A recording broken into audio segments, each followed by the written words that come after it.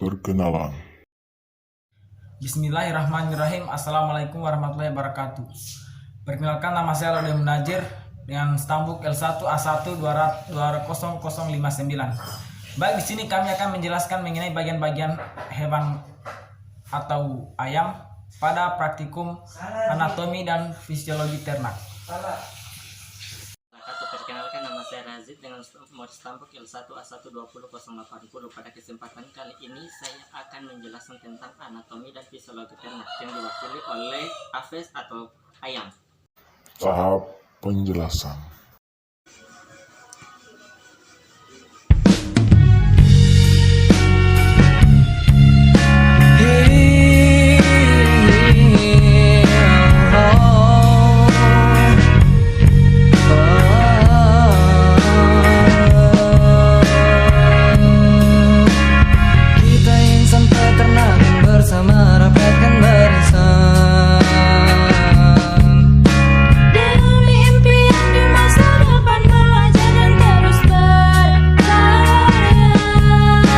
Kepalkan tanganmu dan angkat tanpa ragu, tunjukkan pada dunia kalau kita bisa. Sorakan suaramu dan janganlah kau ragu, bersama kita bisa peternakan jaya.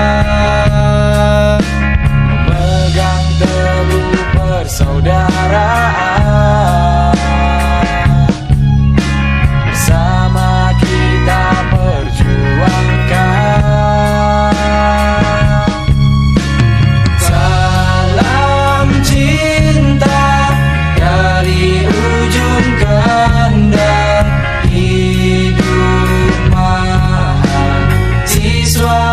Peternakan, mari kita rapatkan barisan untuk dapatkan masa depan gemilang.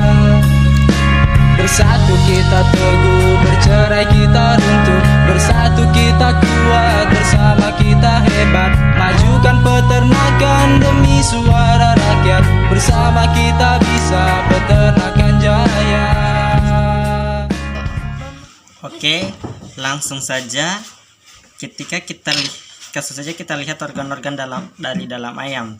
Yang pertama-tama saya akan menunjukkan organ jantung. Jadi ini adalah organ jantung. Jadi organ jantung ini berfungsi memompa darah ke seluruh tubuh dari ayam. Oke, kita lihat organ yang dibawanya. Ya, organ yang dibawanya ini adalah hati.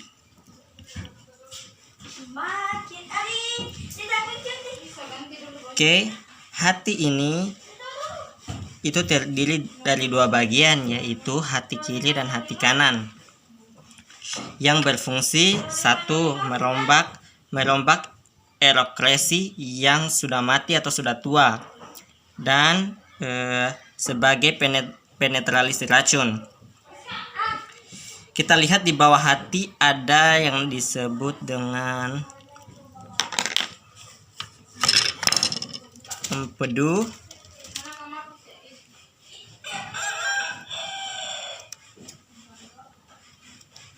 Ya, kita hati-hati. Ya.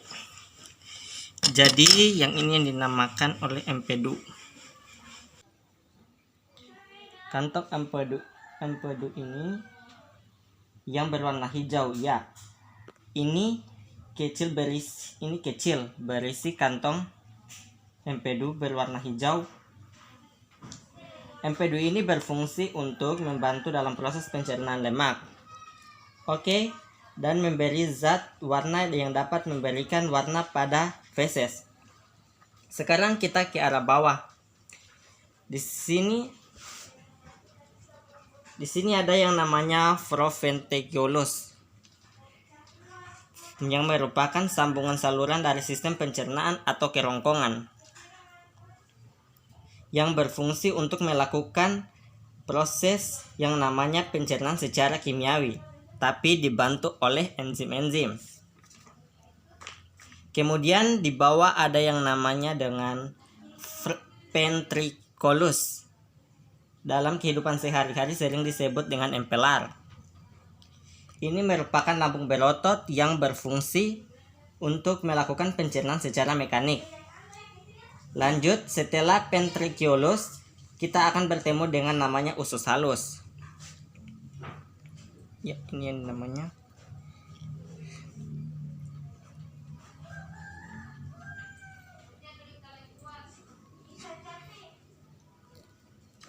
Oke. Ya, sepanjang ini yang dinamakan dengan usus halus.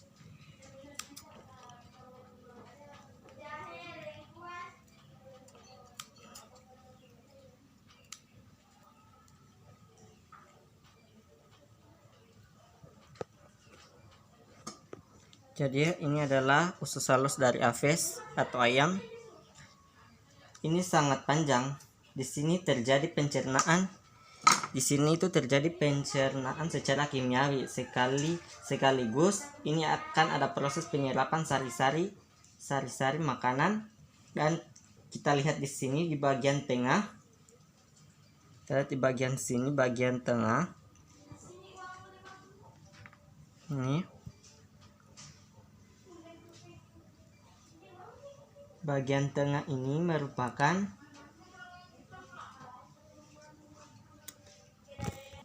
tengah antara usus halus. Ini nih kita harus hati-hati melihatnya. Melihat ini adalah pankreas. Banyak yang menghasilkan enzim-enzim yang membantu proses pencernaan secara kimiawi. Di dalam usus halus ini ya. Nah, dari usus halus sisa-sisa makanan yang tidak dicerna akan bergerak ke usus besar. Nah, ini. Yang mana usus besar ini ditandai dengan adanya usus buntu atau adanya 3 percabangan. Ya, sedangkan usus buntu setelah usus buntu kita akan menemukan yang namanya usus besar. Usus besar adalah tempat pembusukan sisa-sisa makanan yang kemudian nanti kotorannya akan berlanjut atau dibuang melalui kloaka. Ini adalah kloaka atau sering disebut dengan saluran pengeluaran pada ayam. Kloaka disebut dengan 3 fungsi. Selain sebagai pembuangan kotoran, dia juga berfungsi sekaligus sebagai tempat pembuangan air urin, sekaligus juga menjadi saluran reproduksi pada ayam. Oke. Itu bagian dari saluran pencernaan. Sekarang kita coba naik ke atas. Ini adalah organ yang penting untuk respirasi. Kiri kanan ini. Ini satunya. Yang berwarna merah.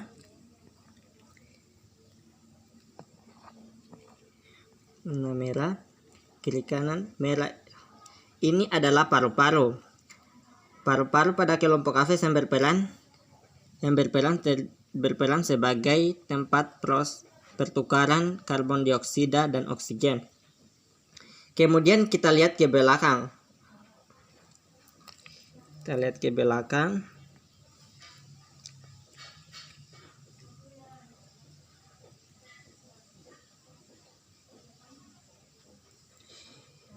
Oke, ini yang melekat pada tulang aves atau ayam. Ini yang bisa kita lihat di sini ada warna merah gelap ya. Merah gelap. Ini kanan kiri, perhatikan alat saya. Ya. Ini adalah ren atau biasa kita sebut dengan ginjal. Nah, ginjal ini berfungsi untuk tempat penyaringan darah sehingga dihasilkan urin. Yang mana ada saluran ini. Saluran ini sangat tipis sekali ya. ini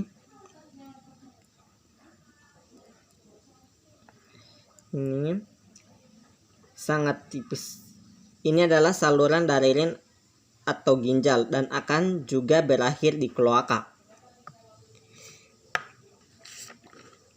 Di mana kloaka juga tempat pembuangan urin, di mana urin ini akan bergabung dengan feses.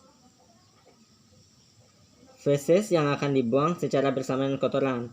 Oke, kita coba perhatikan di sini. Ini ada bulatan-bulatan kecil. Ya, ini merupakan telur tempat pros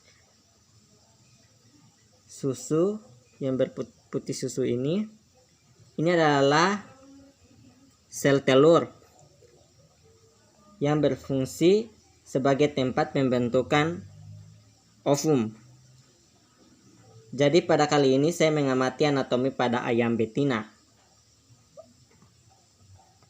Oke, selanjutnya saya akan menjelaskan tentang proses respirasi pada ayam.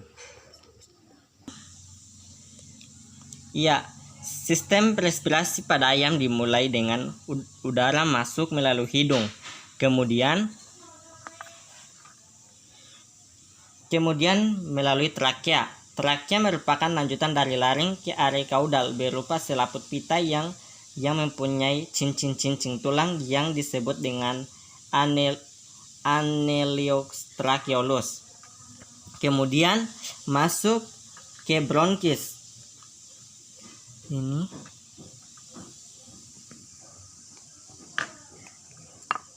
bronkis merupakan saluran percabangan dari trakea ke arah kanan dan kiri. Bronkus dan bronkis siniter. Batang bronkus ini terbagi lagi menjadi dua, yaitu bronkis laterali yang masing-masing terbagi menjadi parabosi. Kemudian masuk ke paru-paru. Kemudian udara masuk ke paru-paru. Ya, di sini terjadi pertukaran karbon dioksida dan oksigen. Selanjutnya saya akan menjelaskan tentang sistem pencernaan pada ayam.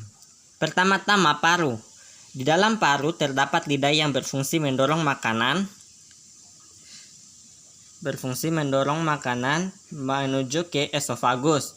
Pada esofagus berfungsi untuk menyalurkan makanan ke